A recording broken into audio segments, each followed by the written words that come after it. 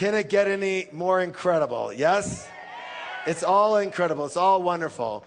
You know, the people who are on this stage are for the most part, they're hand-picked. All the trainers have been hand-picked by me. And this next person that I want to bring up here, oh man, this guy is going to light a fire under your ass. This guy can resonate, all right? He can bring the house, all of it. He is a renowned professional speaker, an author, television personality. He has a high energy message that really has people shake off mediocrity. Shake off what? And live up to their true greatness. And he has been honored with award after award after award after award after award. And he's been touted as one of the world's top 5 speakers by Toastmasters International in all time. Good or good? He was actually awarded an Emmy for one of his recorded speech presentations, and he's become a leading fundraiser with PBS. With who? He is, I said, internationally recognized. He has got successful books all over the place. And one of his books is called Live Your Dreams. His newly released book is called It's Not Over Until You Win. This is a treat. This is the magnificence of none other than Mr. Les Brown.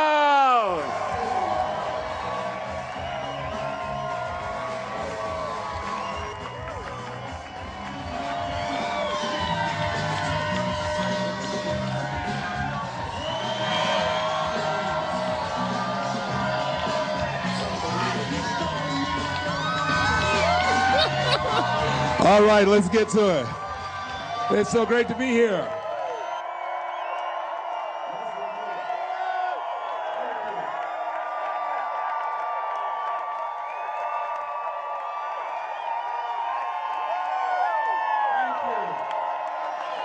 Well, let's get to work. All right, thank you. Let's get to work. You are beautiful. I'm so excited to be here.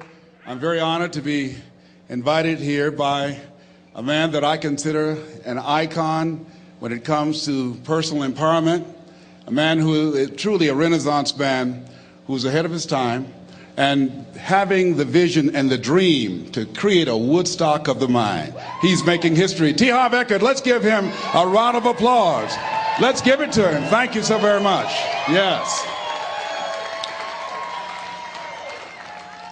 And I consider him a personal coach, an example of what we all can be when we make up our minds of living from our greatness as opposed to our fears.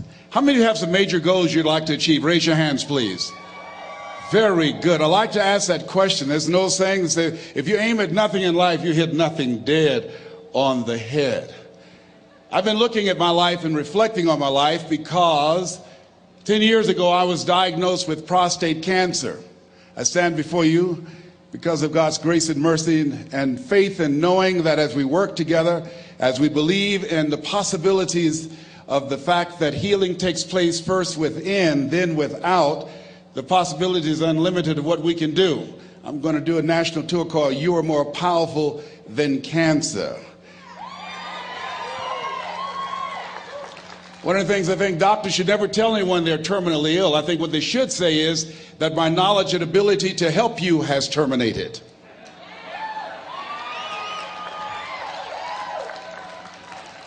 My PSA 10 years ago was 110. As I stand before you, it's 270. 1 to 4 men, you know, that's normal. And PSA stands for prostate specific antigen, but to me, PSA stands for positively staying alive. I was reflecting on my life during the time when I received 238 radiation seed implants. And as I looked at my life, I asked myself a question. And I want to ask you a question. How many of you know if you had your life to live over again, you could have done more than what you've done thus far? Raise your hands, please. Now, that proves the point of what we do, what we accomplish, what we produce in life is only a tip of the iceberg of what's possible for us. I want you to think about some major goal that gives your life a sense of meaning right now. And as you're thinking about that, I want you to shake someone's hand on your right and your left and around you. Look them in the eyes and say with conviction, you have something special. Do that quickly now, please. Tell them you have something special. Yes. So now, I want you to join me right now. I want you to think about some major goal that you'd like to achieve. Something that gives your life a sense of meaning. Something that will give your life a sense of purpose and direction. My first major goal was to buy my mother a home. That was important to me. I'm adopted. I was born in a poor section of Miami, Florida called Liberty City, in an abandoned building on a floor with a twin brother. And when we were 6 weeks of age, we were adopted by Mrs. Mamie Brown. My mother was 46 years of age. She only had a third-grade education, but she had a PhD in mother wit. I feel like Abraham Lincoln, who said, all that I am and all that ever hope to be, I owe to my mother. I saw a sign once that said, God took me out of my biological mother's womb and placed me in the heart of my adopted mother. So my goal and dream was to buy my mother a home, to take care of my mother. My mother was a domestic worker on Miami Beach, and she would go to work, and many days she would take us with her. And we ate the food left over from the families that my mother cooked for. They were very kind and generous people. They would say, Mamie, whatever food is left over after you cook, you can pack it up and take it home to the children, the food that's left over after we eat, and feed those 7 children that you have adopted. Because of their generosity, many nights we did not go to bed hungry because they were so kind and so giving. We wore the hand-me-down clothes of the children that Mama kept. If they were too small, Mama could sew, she would let them out. If they were too large, she would take them in. And my mother was a great baker. She could bake a cake. She could bake a sweet potato pie so good you couldn't eat it with your shoes on. You had to take your shoes off so you could wiggle your toes. And I used to say, looking at the beautiful mansions that she used to clean, I would say, Mama. She said, what is it, boy? When I become a man, I'm going to buy something like this for you. I'm going to buy you a home one day. She said, oh, Leslie, you don't have to do that. I said, I know, Mama, but I want to. I'm going to one day. And she didn't know, and she was curious, where was I getting those thoughts from? I used to work and take care of Mr. Sidursky. He was a very demanding man, very meticulous guy. He would say, Leslie, I said, yes, sir, come here. Yes, sir, you did not clean this ashtray. I'm sorry, sir, I do apologize. And I'd clean the ashtray. And look at this dust here. Look at this dust. I'm sorry, sir. Now, what Mr. Sidursky did not know was that I deliberately didn't clean certain things because I wanted him to call me into his office. Because when he was in his office, he would listen to motivational messages by a guy by the name of Earl Nightingale. It's a series called The Strangest Secret in the World. We become what we think about. All of us are self-made, but only the successful will admit it. And as I heard those words, they began to program my mind and began to affect my thinking, and it changed how I saw myself. And my vision of myself began to expand. Listening to Bob Proctor talking earlier about awareness and how important it is, he most certainly is right, because I had the awareness at that point in time, as a result of being exposed to those messages, that I could do more than I was now experiencing.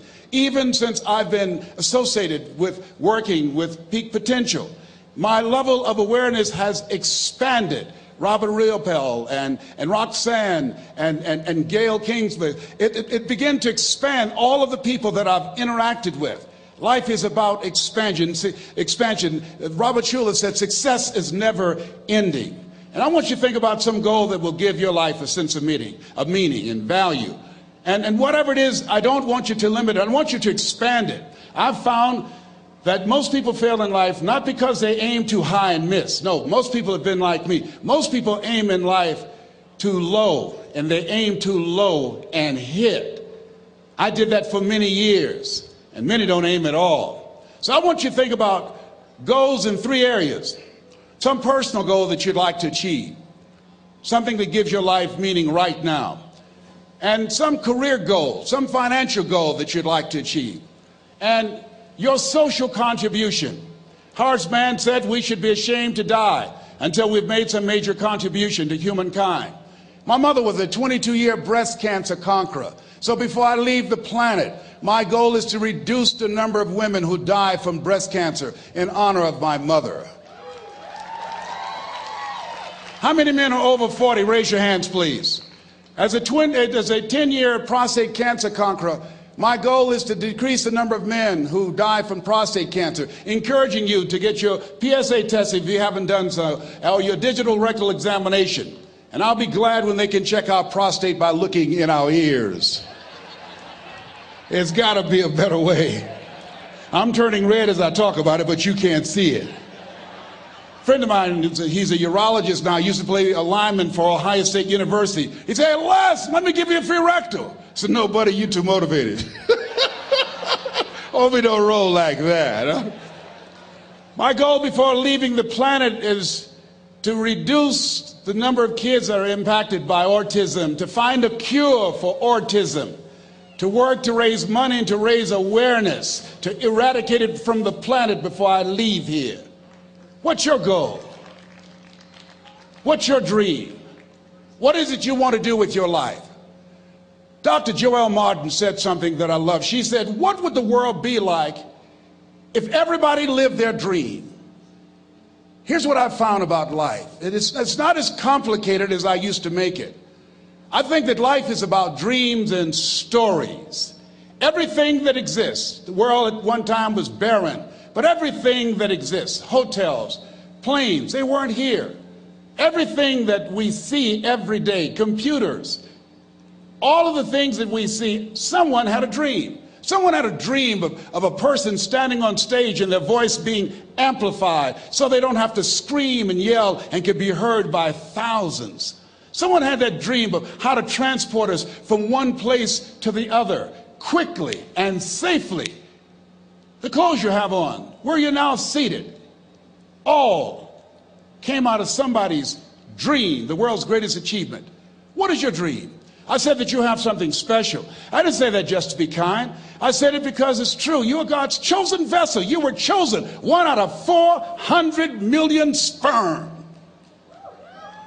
You have something in you that when you were chosen, when you showed up, there's something in you that if you don't do it, all of us will suffer. Repeat after me, please. Live full. Die empty. Let's say it again. Live full. Die empty. Dr. Howard Thurman, one of the mentors of Dr. Martin Luther King Jr. and Albert Schweitzer and Mahatma Gandhi, he was a very brilliant writer. He wrote some things that really grabbed me. He wrote, "Deep is the hunger, the voice of the genuine, the centering moment." During the time after receiving 238 radiation seed implants, I was reflecting on his words, and these words kept me up that night. He said, "The ideal situation for a man or woman to die is to have family members praying with them as they cross over." He said, "But imagine, if you will, being on your deathbed and standing around your bed, the ghost of the dreams, the ideas, the abilities, the talents given to you by life, and that you, for whatever reason, you never went after that dream. You never acted on those ideas. You never used those talents. You never used those gifts. And there they are standing around your bed looking at you with large angry eyes saying, 'We came to you, and only you could have given us life. And now we must die with you forever.'" And the question is, if you died today, what dreams, what ideas, what talents, what books, what music, what leadership, what voice will die with you? Miles Monroe, great orator and speaker, said the wealthiest place on the planet, it's not in the Far East where there's oil in the ground. It's not in South Africa where there are diamond mines. He said the wealthiest place on the planet is the cemetery. Because there you'll find greatness that we've never seen. There you'll find talent and genius and potential never actualized. Perhaps that's why Henry David Thoreau wrote the words, "Oh God, to reach the point of death, only to realize that you've never lived." Maybe that's why some unknown writer wrote the words, "What if you live your whole life only to discover that it was wrong? That it was wrong. That you were chosen to do something else and you didn't do it." Repeat after me, please. Live full. Die empty.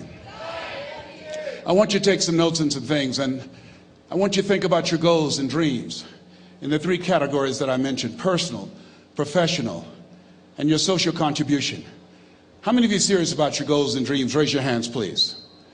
Thank you very much. How many of you don't want to take your dreams to your grave with you? Raise your hands, please. Very good. Shake someone's hand on your right and left. Look them in the eyes and say, "Get out of your head and step into your greatness." Do that right now, please. Say, "Get out of your head and step into your greatness." I want you to write this down. Let us say together, as you think about your goals and dreams, let us say together, "It's possible," together, please. Yes, write that down. See, ladies and gentlemen, as an entrepreneur, I've been an entrepreneur for 20 years. This is my 21st year. I could have been speaking and training for 34 years. But for 14 years, I was living in my head. For 14 years, I stopped myself. For 14 years, I used to go see Zig Ziglar, that I considered the #1 motivational speaker on the planet. Zig Ziglar and Tony Robbins, they're the best on the planet. Bob Proctor, they're the best on the planet. Jack Canfield, Mark Victor Hansen, T. Harv Eckert. I would go and see them, and then I would leave, and my conversation with myself was, my heart would say, "I can do that." And then my mind would ask, how? How would you do that, Les Brown? See, when I was in the 5th grade, I was identified as EMR, labeled educable, mentally retarded. Put back from the 5th grade to the 4th grade. I failed again when I was in the 8th grade. I have no college training.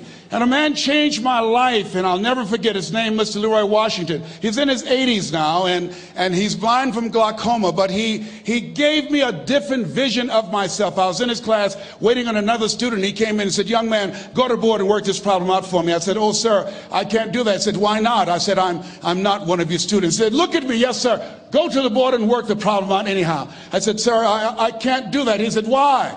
I said, "Sir, because I'm educable, mentally retarded, sir. I'm in special education." And the students started laughing. They said, "That's Leslie. That's not Wesley. He's DT. Wesley is the smart twin." He said, "What does DT stand for?" I said, I'm the dumb twin, sir." And as the students laughed at me, he came from behind his desk, he looked at me and he said, "Don't you ever say that again. Someone's opinion of you does not have to become your reality."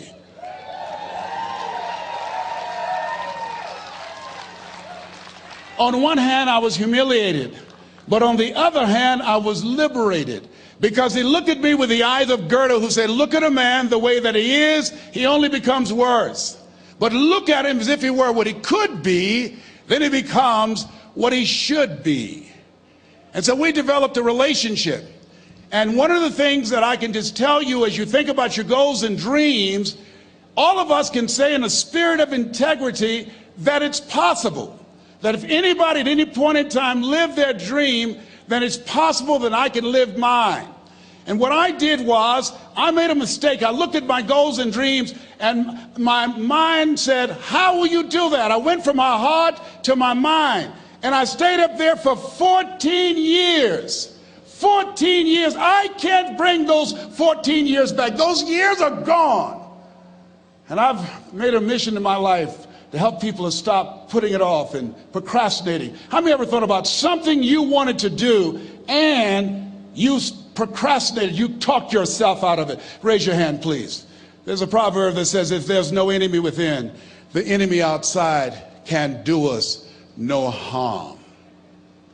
And so, as you look at your goals and dreams, every day we must convince ourselves, we must sell ourselves on that it's possible. Every seminar, every workshop, every book that I've ever read, every speaker that I've ever heard, it interrupted what I was believing about myself. Everything that you do, everything matters. As you go through each day, I know now as I look back at age 63, looking at my life, everything matters. T. Harv is right. How you do anything is how you do everything. And I realized that the choices I was making was based upon how I saw myself. Let us say together, it's necessary. Write that down. It's necessary as you look at your goals and your dreams, it's necessary that you have a strategy and a game plan to change the story that you believe about yourself. And that's an ongoing process. I've discovered, and many people have, that what we do, what we accomplish, what we produce is a result of the story we believe about ourselves. My favorite book says, "Be ye not conformed to this world, be ye transformed by the renewing of your mind." And so as I began to work on myself, I realized that I'm getting out of one story and stepping into another story. As I become aware of some things, there's still some things I'm not aware of. So I'm still growing, I'm still developing. I'm like the lady who said, "Lord, I ain't what I want to be, ain't what I'm going to be, but thank God I sure ain't what I was."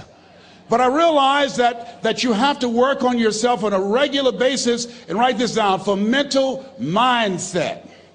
For mental mindset and stamina.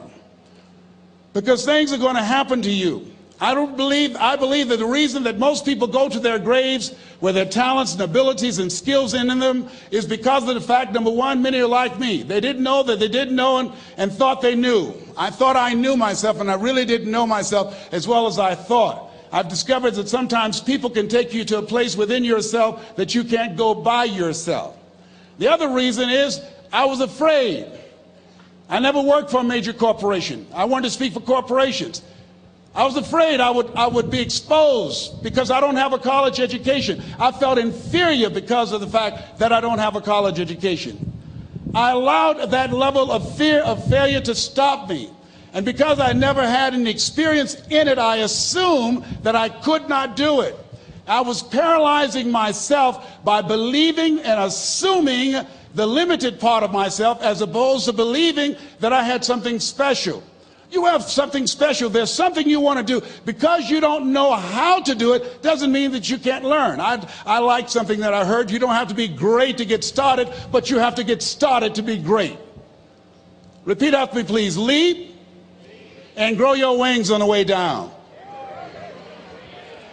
See, the people that will live their dreams, the 2% that will do that, these are, and write this down, become a risk taker. They're risk takers. They don't mind failing. They don't mind making mistakes. They're willing to take life on, take life in the collar. This, God said, if you're not willing to risk, you cannot grow. And if you cannot grow, you cannot become your best. And if you cannot become your best, you can't be happy. And if you can't be happy, then what else is there? I like what Helen Keller said. She said, life is short and unpredictable. Eat the dessert first. Here's something else. Write this down. Make it important to become financially independent. You know, people say money won't make you happy, but everybody want to find out for themselves. A friend of mine named Rita Davenport said, money's not important, but it's right up there with oxygen. And let me tell you something, fellas, even if you're as homeless as I am, you got some money, some women will find something cute on you. Oh, he's got eyelashes like Tom Cruise. He's got to walk like Denzel Washington, you know. I used to be so broke I'd walk past a bank and trip the alarm. Creditors would call the house and my children would answer the phone and say, my daddy say he's not home. Repeat after me, please. I'll never be broke again. Never, never, never. Yeah, see, ladies and gentlemen, it makes a difference. The only time I really appreciated having money was when my mother became ill. I was a state legislator in Columbus, Ohio from the 29th House District, Whitehall in the Upper Linden area. And my brother called me and said, Leslie, yes, Mama's been sick and we're going to put her in a nursing home. I said, wait a minute, Wesley, we can't do that.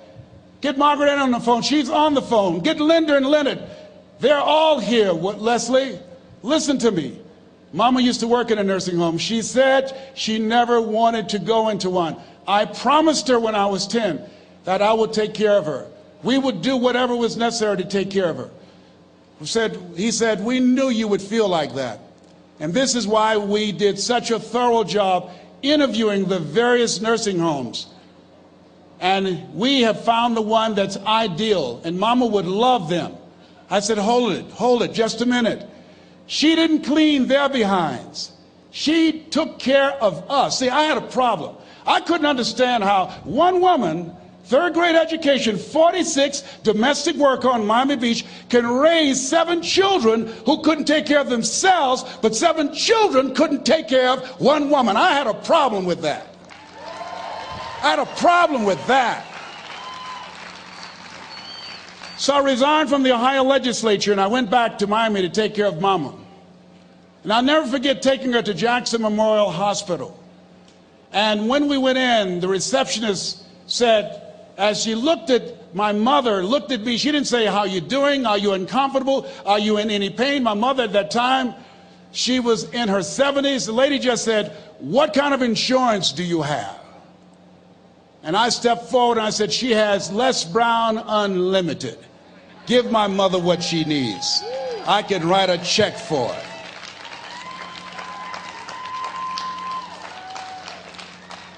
It gives you choices. It determines the difference in life and death, the ability to afford health care, the quality of education that you can provide for your children, the ability to make a difference in the community.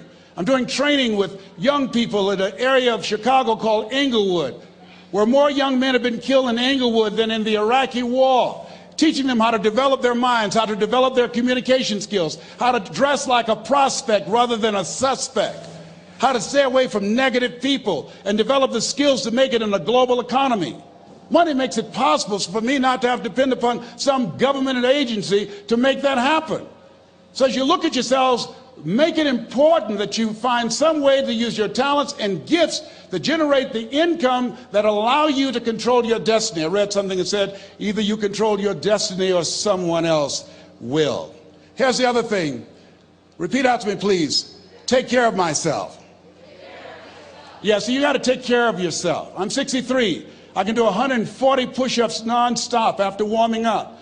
I couldn't do that when I was 20 years old. And the reason that I do that, the exercise reduces the possibility of cancer reoccurring by 32% or spreading by 30%.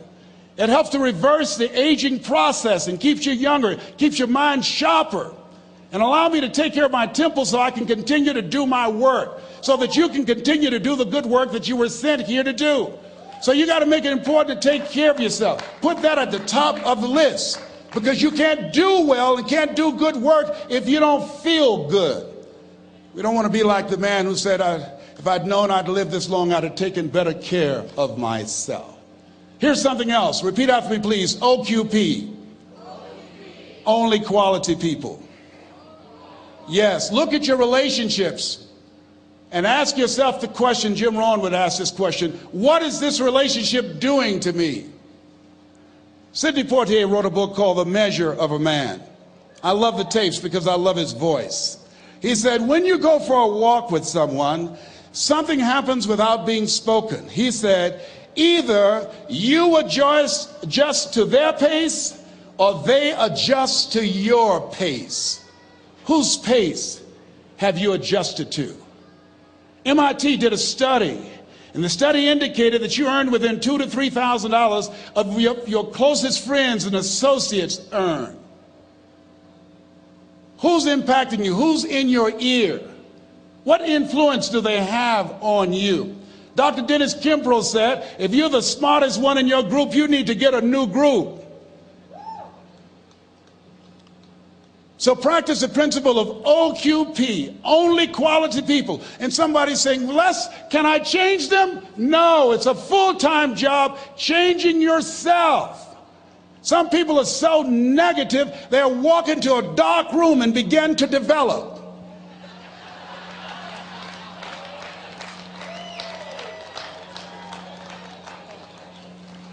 My family members and friends call me crazy for going to seminars, spending money on books and tapes and going to seminars. When are you going to stop going? I said, when I die. That's when I'll stop. When does a man or woman die? When their dreams die. When do we die? When we stop developing ourselves, expanding our minds, challenging ourselves, raising the bar on ourselves. The best thinking that I had at that point in my life, it produced this life that I have.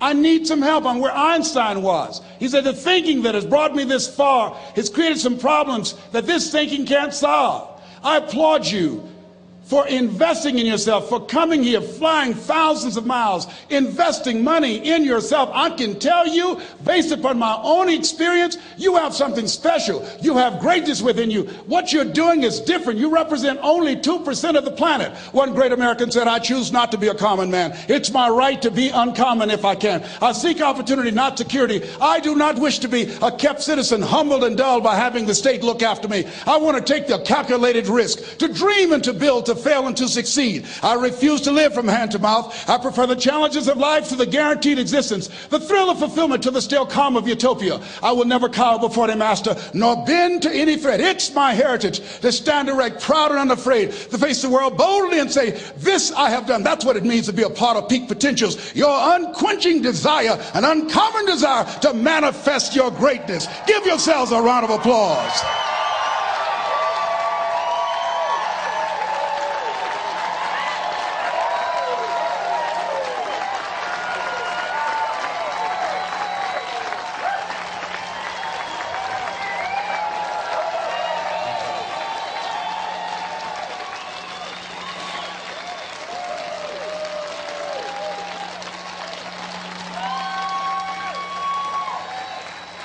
Thank you.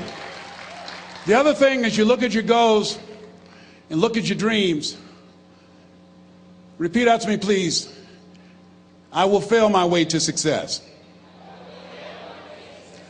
Yes, part of the reason why we have to continue to work on ourselves and surround ourselves with quality people is because you're going to have a lot of failures. You're going to have a lot of disappointments.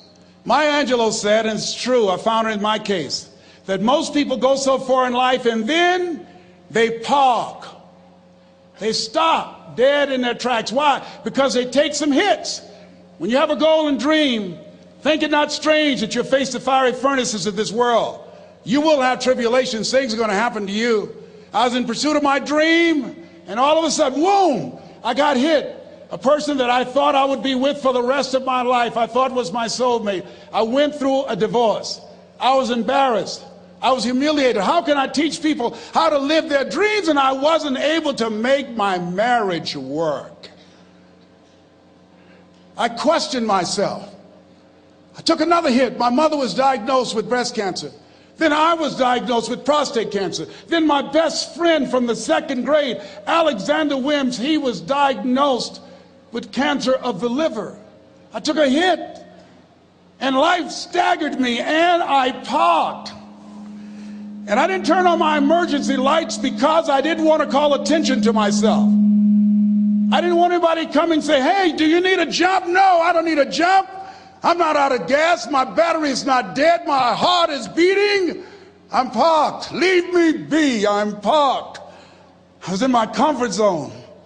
I was doing just enough to get by. I was working on a job. They paid me just enough to keep me from quitting, and I worked just hard enough to keep from getting fired. How many know people like that? Blink your eyes if you understand what I'm talking about. I was parked. I knew I could do more. But when my mama died, it took something out of me. When I went through a divorce, it took something out of me. When my best friend died, it took something out of me. I parked. And somebody said that life is like an onion. You have to peel it one layer at a time. And sometimes you cry. Life's going to happen to you when you have a dream. You're going to get slapped around. And don't take it personal. Don't ask, why did this have to happen to me? Why not you? Who would you suggest? You want to give us some names, some email addresses? And don't tell everybody. 80% don't care, and 20% glad it's you. It's called life. Suck it up. and move on. Get over it.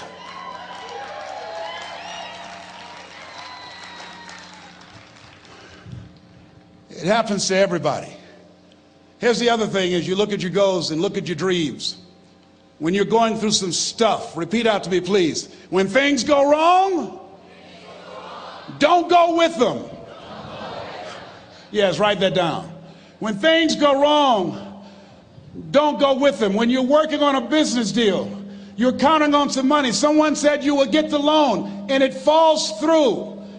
You have an event, and the people that you thought would be there and support you, they don't come through. Or someone turns against you, or you get ripped off. It's going to happen to you. Happened to me. Someone stole all my products, my database, over 180,000 names and addresses. It's not personal. It's going to happen to everybody. It does.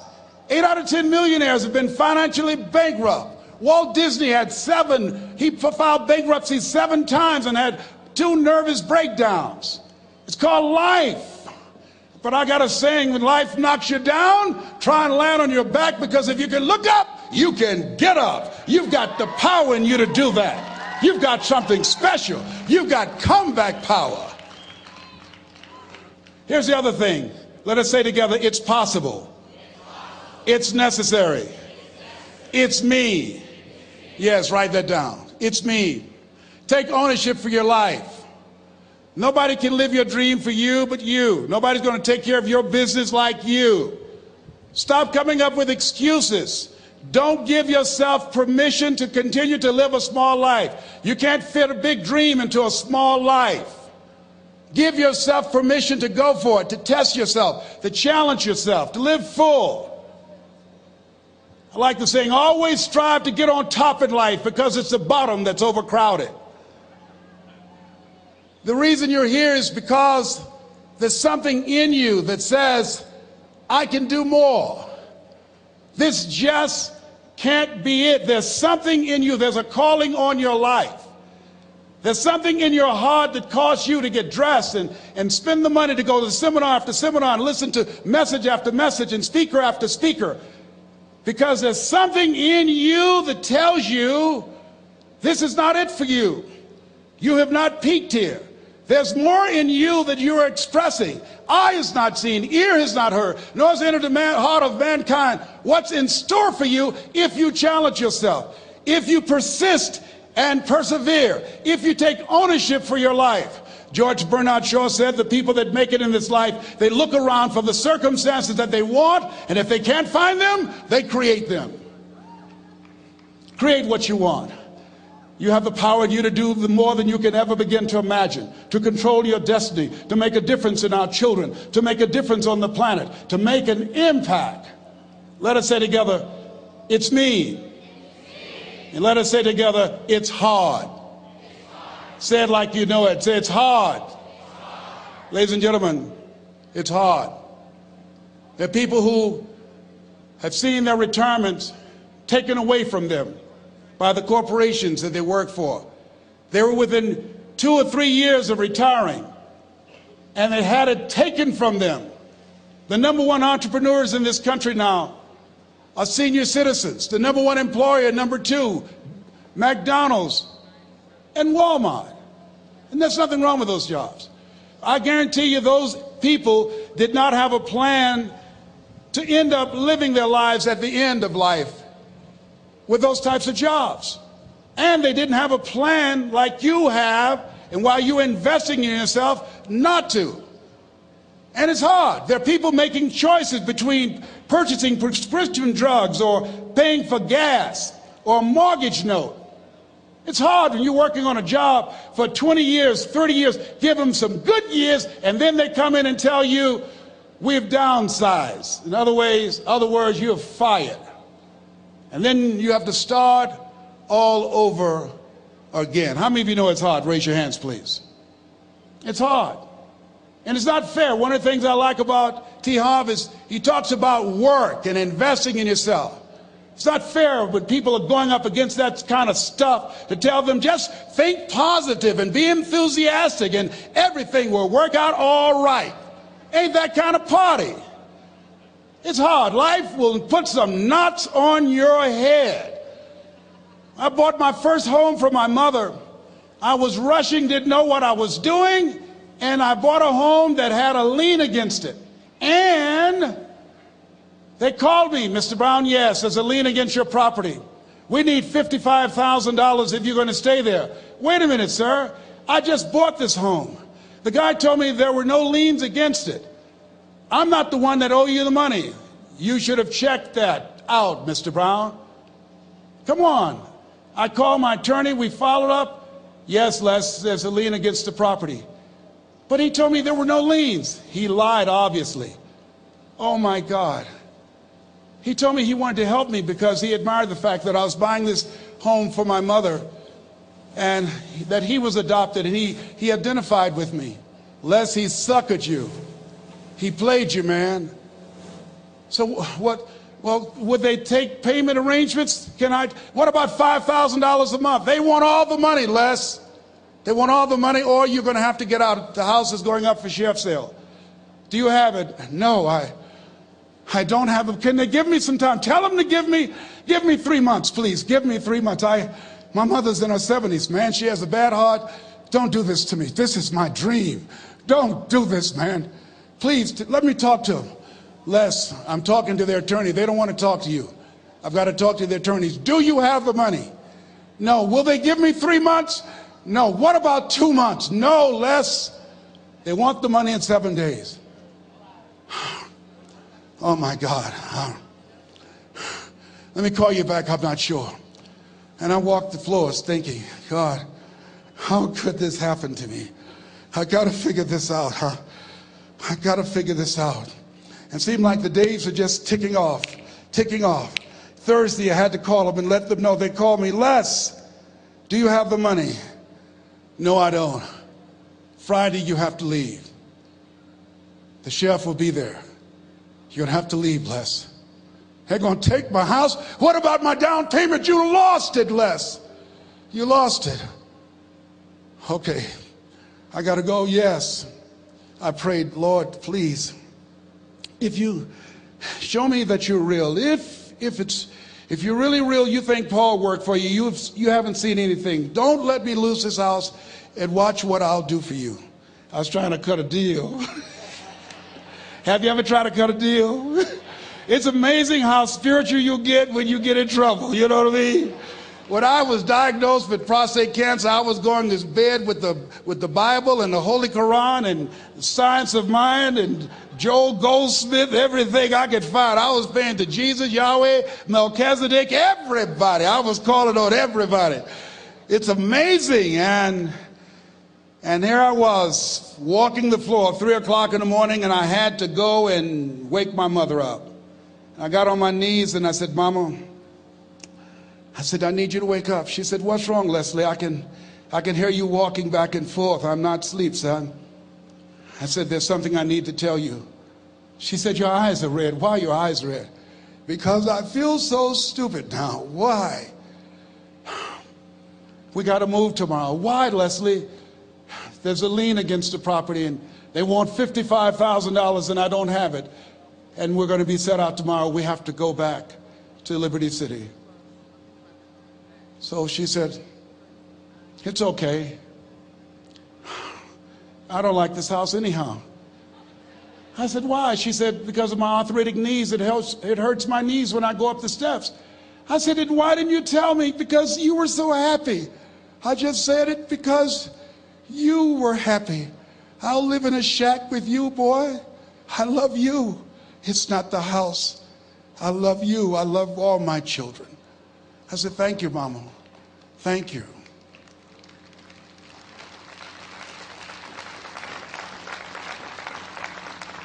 And the next day when we were in the truck going back to Liberty City and we pulled down 68th Terrace, the neighbors came out and said, whoa, Mamie, y'all coming back?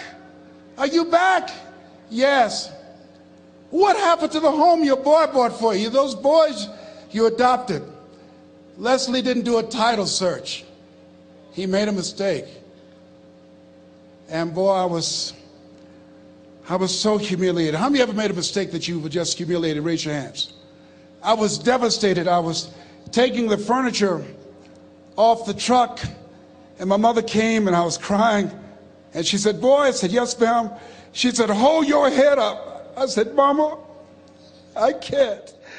She said, hold your head up.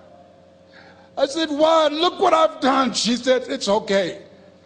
It's okay. You are going to make a lot of mistakes in life, young man. You're going to fail your way to success. You have nothing to be ashamed of.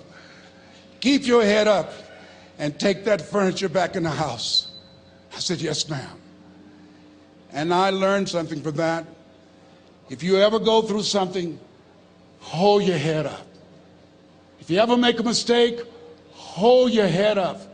If you ever do something that everything goes wrong, life catch you on the blind side, hold your head up. It's not over. Goethe said, that which does not kill you will make you stronger. Hold your head up. Shake someone's hand on your right and left and say, hold your head up.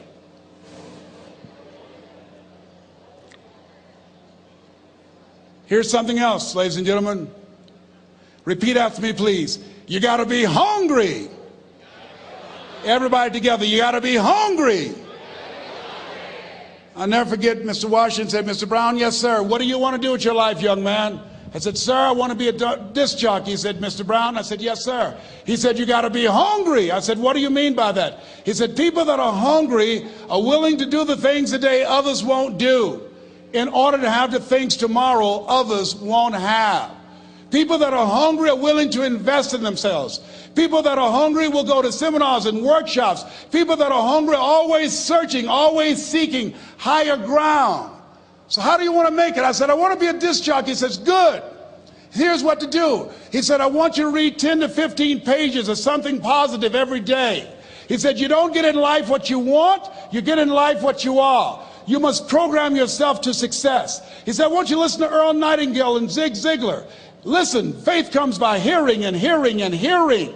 He said, I want you to change your relationships. And I don't want you to ever lose your hunger. I said, what do you mean by that? He said, people that are hungry are unstoppable. People that are hungry are no matter what people. They make it happen no matter what. He said, I want you to listen to Paul Harvey. Who is he? He's the world's greatest communicator. Success leaves clues, young man.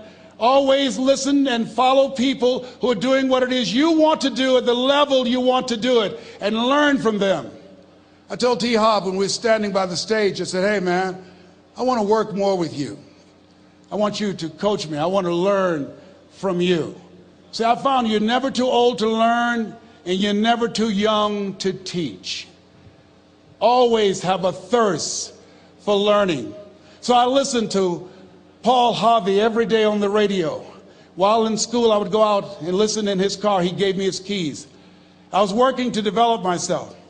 And I continued to listen to motivational messages, and he would take me to see the late Dr. Norman Vincent Peale, who wrote the book, The Power of Positive Thinking. I toured with him before he passed. You have something special. You have greatness within you. Don't allow your circumstances to determine who you are. Don't allow your negative thoughts to hold you back. You have something special. You can do more than you can ever begin to imagine. Dr. Peale was an incredible man. I admired him. When he spoke, he gave me goosebumps. I can feel him in my heart. And I never forget, we were coming back to the school, and Mr. Washington said, Mr. Brown, yes, sir. When Dr. Peale spoke, you didn't move. When he spoke, you were hanging on every word. When he spoke, we didn't have to tell you to sit down and be quiet. Why? I said, sir, I could feel him when he talked. I felt like he was talking to me, sir. He said, he was. I said, but he doesn't know me, but he was speaking to you. Did you feel him in your heart? I said, yes, sir. He said, most people feel him in their head. If you felt him in your heart, he said, listen to him, son. Follow him, learn from him. And I would go to seminars and workshops. Anywhere I would find where Dr. Peale was, I would be in the audience. I would drive 200 and 300 miles just to hear him speak. And my dream and vision was was to share the stage with him. I thought about it. What is your goal? What is your vision? I want you to hold it in mind. There's some power in that, because when I became involved in speaking, I never forget, I got a call from Og Mandino, who wrote the book, The Greatest Salesman in the World. He said, Les, I'm stuck in Philadelphia. I need to be in Kankakee. Dr. Norman Vincent Peale is appearing. I can't make it. I heard you're in Chicago. I said, yes, I am. Can you go and open for me? I said, yes, man. Oh, my God.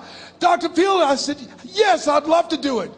And I went there and I came. I said, hi, I'm Les Brown. He said, you're not the band of renown? I said, no, I'm Mrs. Mamie Brown's baby boy. I'm here to speak. He said, come backstage. And his wife, Martha, was there. And she said, Papa, Les Brown is here, the speaker. And he said, Les Brown, shoot for the moon, because even if you miss, you'll land among the stars. I said, sir, that's my quote. I wrote you when I was in the 11th grade. I was a part of a special education class project. That's my quote. He said, I know. I end all my speeches with that quote.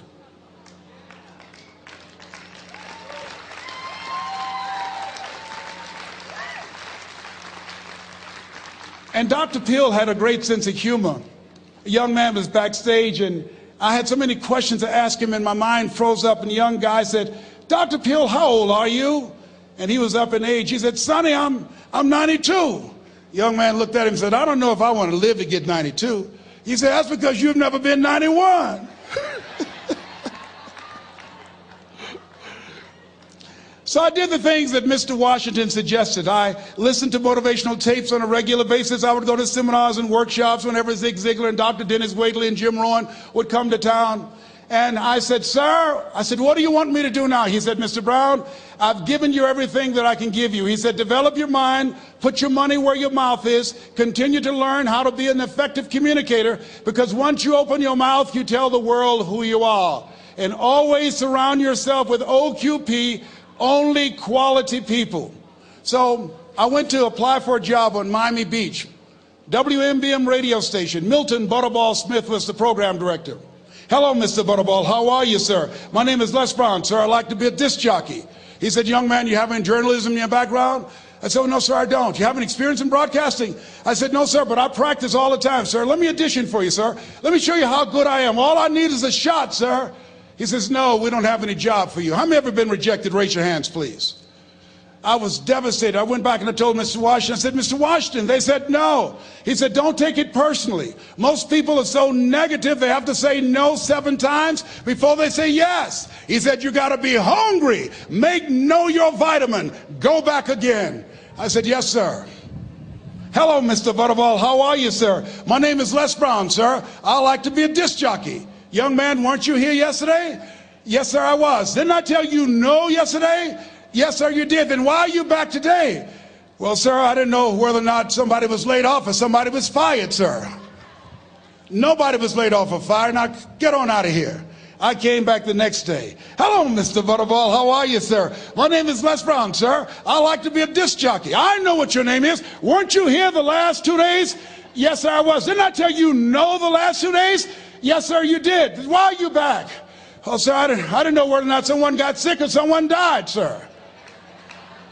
No one got sick or died. No one was laid off or fired. Now, don't you come back here again.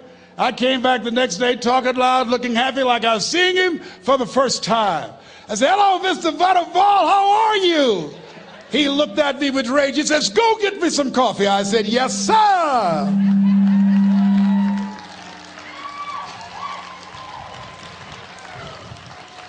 My favorite book says the greatest among you will be your servant. How many of you are serious about your goals and dreams? Raise your hands. Very good. Write this down.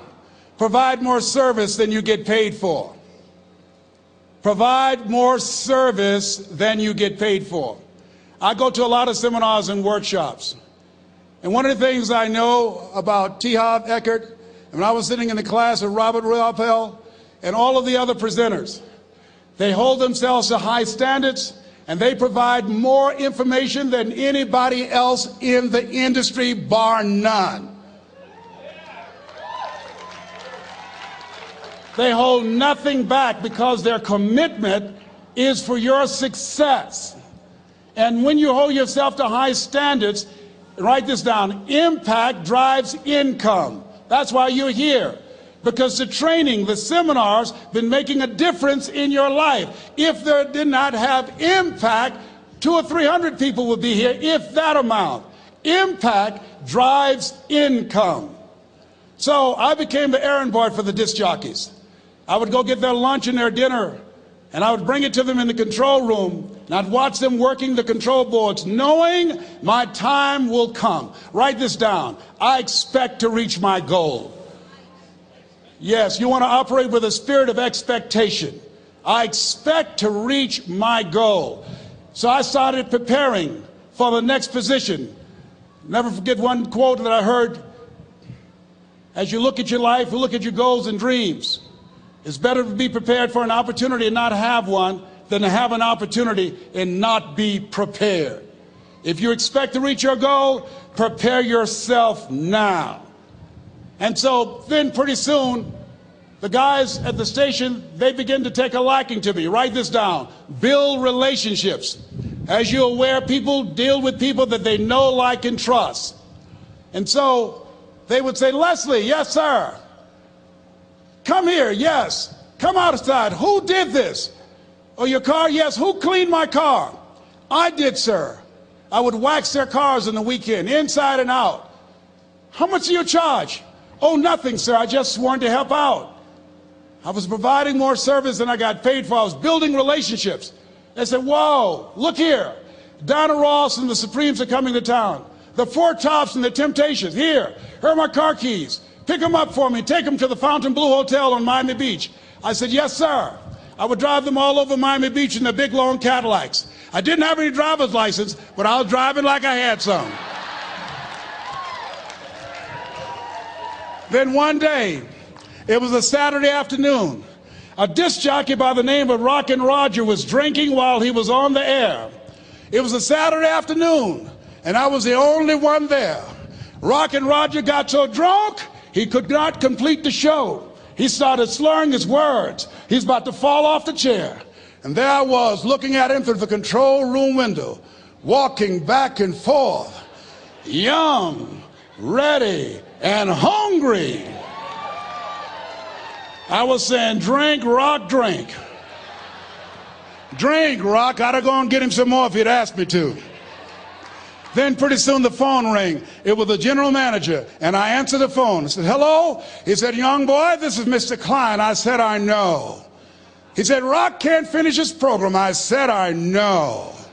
He said, would you call one of the other DJs in? I said, yes, sir. I said to myself, he must be think I'm crazy. I called my mom and my girlfriend, Cassandra. I said, y'all come out on the front porch and turn up the radio. I'm about to come on the air.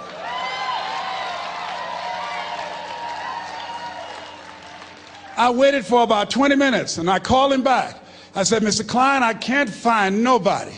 He said, young boy, you know how to work the controls? I said, yes, sir. He said, go in there and segue the records, but don't say nothing here. I said, yes, sir. I couldn't wait to get old Rock out of the way. I put on a fast record. I said, look out, this is me, LB Triple P. Les Brown, your platter playing papa. There were none before me, and there will be none after me. Therefore, that makes me the one and only. Young and single, love to mingle, certified, bona fide, indubitably qualified to bring you satisfaction and a whole lot of action. Look out, baby, I'm your love man. I was hungry. I was hungry. Get old man a round of applause. I was hungry. I was hungry. You got to be hungry. Shake someone's hand on your right and left all around you and say, you got to be hungry. You got to be hungry.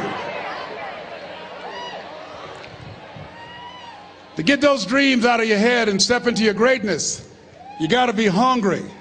To get those ideas, that talent, that gift out of your system, you got to be hungry. To get up off the canvas of life and understand what Willie Jolly meant, that a setback is a setup for a comeback. You got to be hungry. People that are hungry are willing to do the things today others won't do in order to have the things tomorrow others won't have. How many of you got value out of what you've heard thus far? Raise your hands, please. Very good. I would like to leave this with you. I don't know what your goals are. I don't know what you want to do. Here's what I know about you. You have greatness within you. Here's what I know about you. I can help you to live full and to die empty. I can show you what I've learned. If anybody told me that I would be doing what I'm doing now, I leave here today, I go to New Orleans and speak there, then I'll be flown to Barcelona. If anybody told me, given my circumstances, born in an abandoned building on a poor section of Miami, Florida, called Liberty City, if both my birth parents stood up and said, "Hello, son," I would not know either one. Being labeled educable mentally retarded, put back from the 5th grade to the 4th grade, failed again when I was in the 8th grade, no college training. Anybody told me the principles that I would teach you, that they would have the impact that it has had on my life. This Les Brown that you see, I did not know he existed. And I tell you that you have greatness within you. You have the ability to do more than you can ever begin to imagine. Come into the room with me, and I guarantee you your life will never be the same again. I like to leave this with you. I don't know what your goals are. Mine is to find a cure to autism. Mine is to find a cure to breast cancer and to prostate cancer. Mine is to work with our youth and to reduce the recidivism rate in our prisons and help young people learn how to become an asset to our society rather than a liability. Mine is to train speakers to become great communicators, to speak from their heart, not their heads, and teach them how to impact and create a new conversation so people can see the possibilities of life and overcome the possibility blindness that held me hostage for 14 years. I don't know what your goals are, but here's what I know about you, and I don't know you. You've got greatness within you. And I like to leave this with you, something my mother used to love to hear me say. "Leslie," "Yes, ma'am, Mama." "Say that thing for me, boy, that makes me feel good."